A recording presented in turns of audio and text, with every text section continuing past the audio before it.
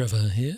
And we're from Topocata, a small animation studio based in Hertford, UK, specialising in our own style of animation, which is using paper cutout and motion capture. Yes, and this is a podcast for all you creative types out there, maybe working out of a small studio, who are interested in finding out about other small studios, what we're up to, and our points of view. How we function. On various topics.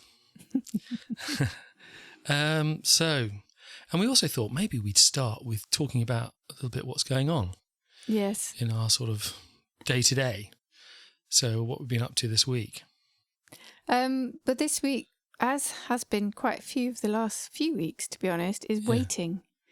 Waiting, yes.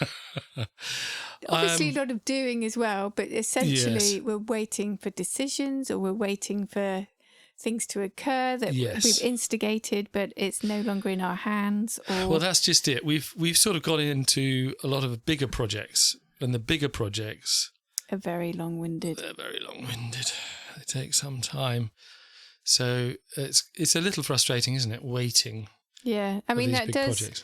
It does show that, and we know this, and this is what we kind of are trying to build: long-term projects and shorter term. Shorter term, you can kind of get through and get paid, hopefully, quicker.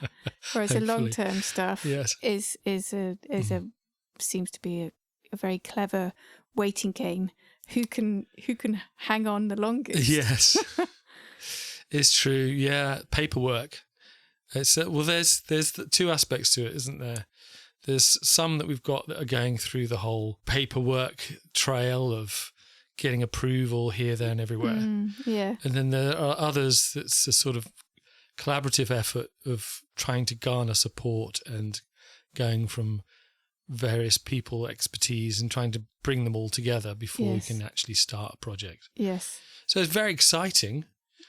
It's it's not exciting waiting, but it's very exciting, the potential. The absolute potential, yeah.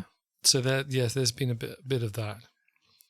And then I think we'll probably do a podcast about this at some point anyway.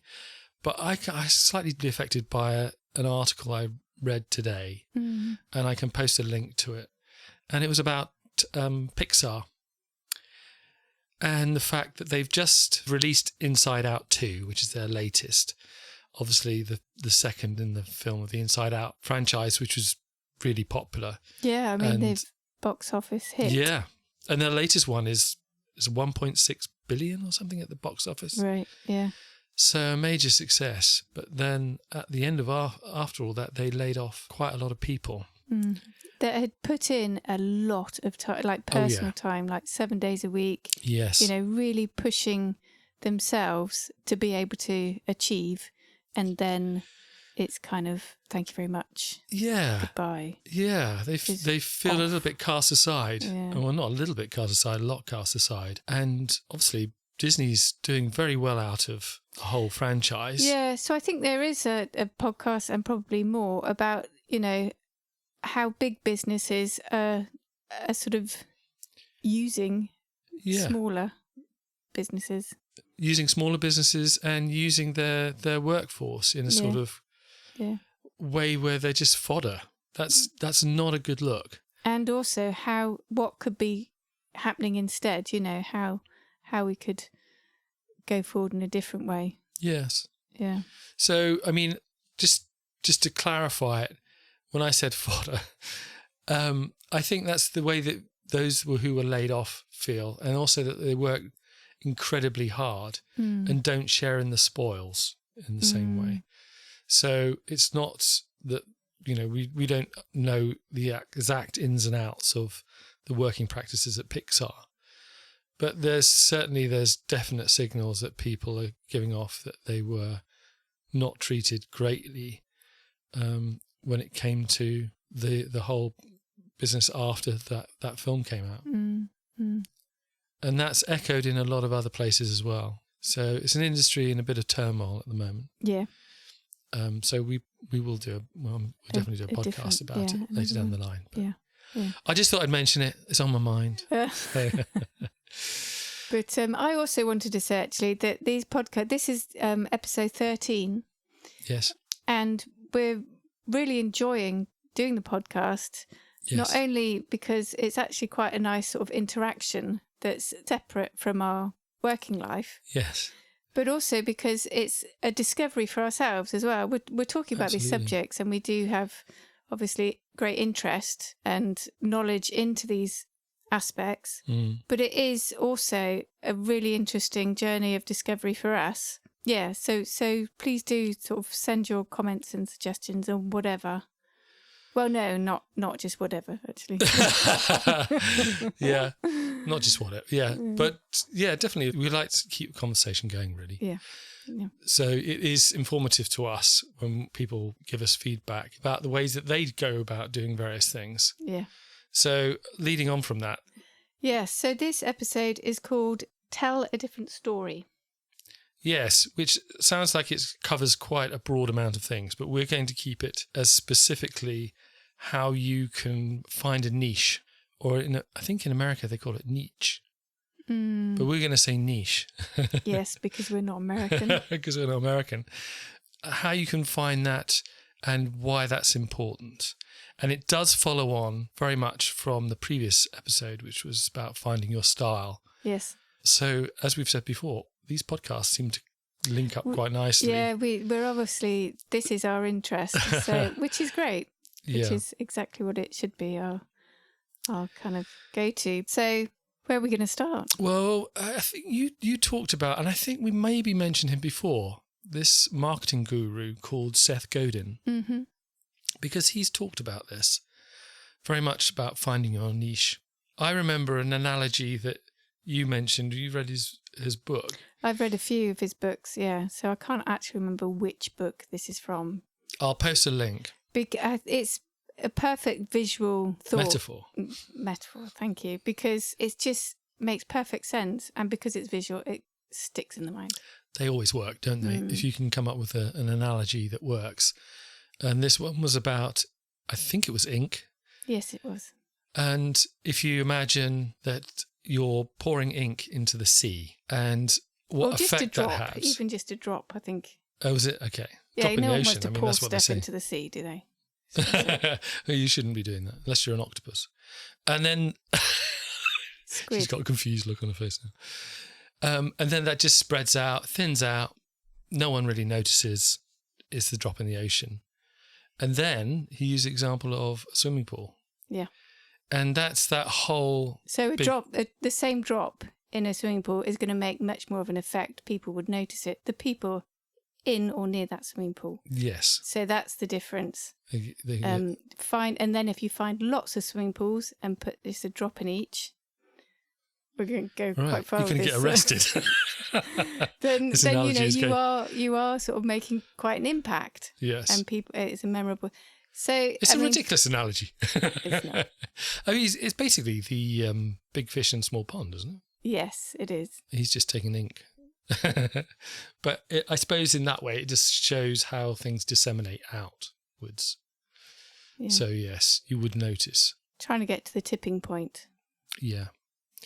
And I think that chimed with us because of things that we've done where we found a niche. And I think that sort of just brings in mind Gaudo's gift, which was originally an ebook.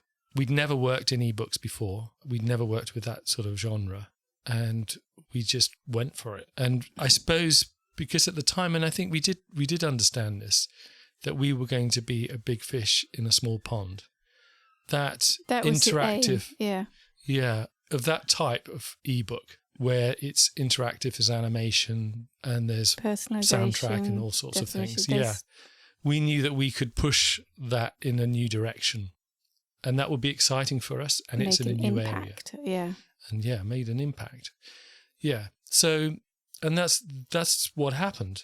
We were able to kind of get ourselves noticed in that area. Yeah, and importantly, win awards because we stood out.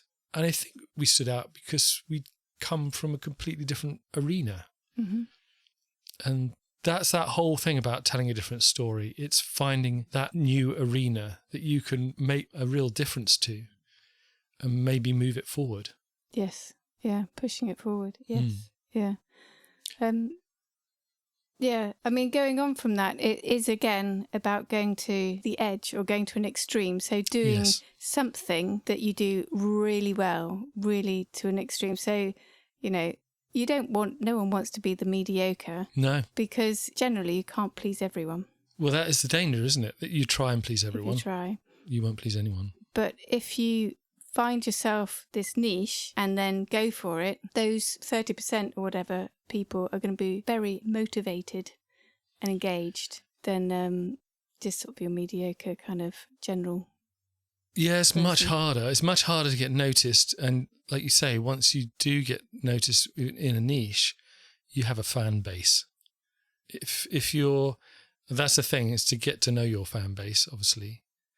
But once you do, you'll find that they're very enthusiastic and they're very enthused about what they love. So that's a good place to be.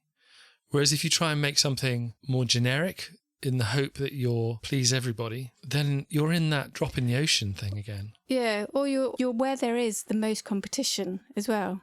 Yes. So if you can go out on a limb, do all these things, out on a limb, on the edge, all these things, if you can do that and find it, then you're going to sort of rise above the competition in that area. You're going to be offering something different. And that's a power, actually. It's power, and it's more exciting, isn't it? Yeah, it is.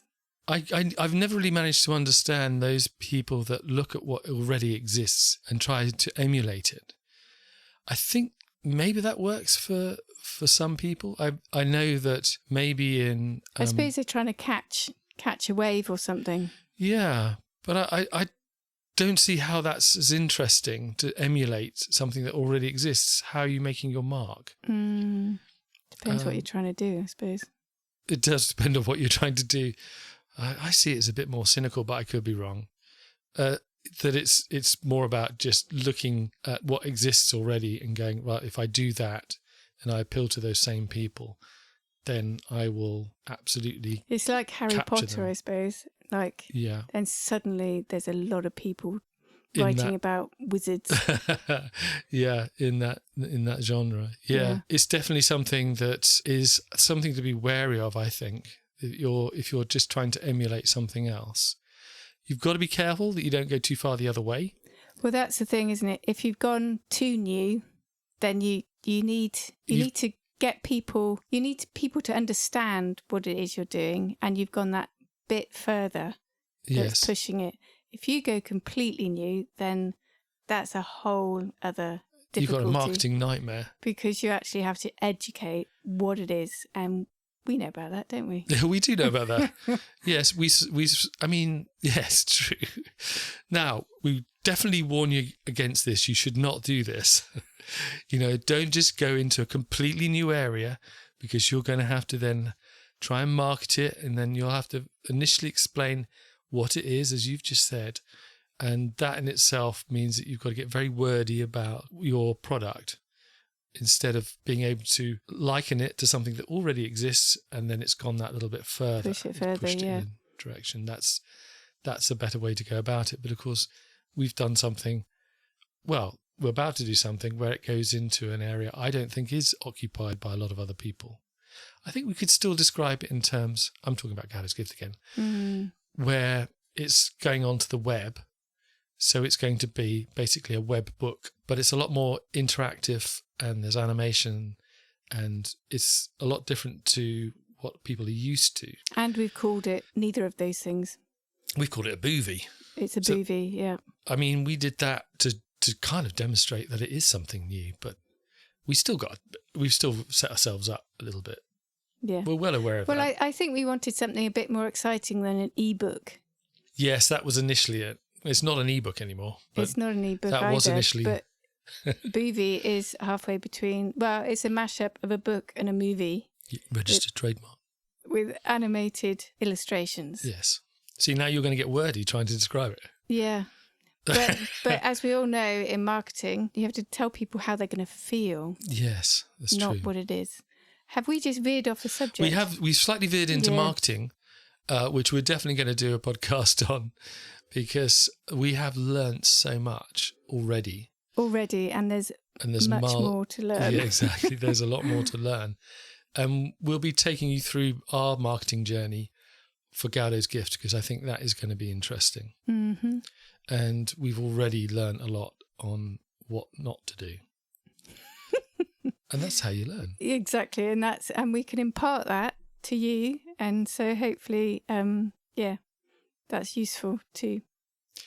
But definitely, I think it's always worth trying different mediums. You know, if you're thinking, how can I make a difference, or how can I push what I'm doing in a different area? How can I become that big fish in a small pond? Maybe look at how you can push a new medium. Sometimes it's not as difficult as you think to get into a new arena. Mm-hmm. Whether, I don't know, for instance, if you're doing short films, perhaps look at VR, perhaps look at interactive. So there are ways that it's not that big a leap sometimes. Yeah. And you can make much more of an impact that way than remaining in a arena that is already overpopulated. Full. Yes, absolutely. So that's my last bit of advice.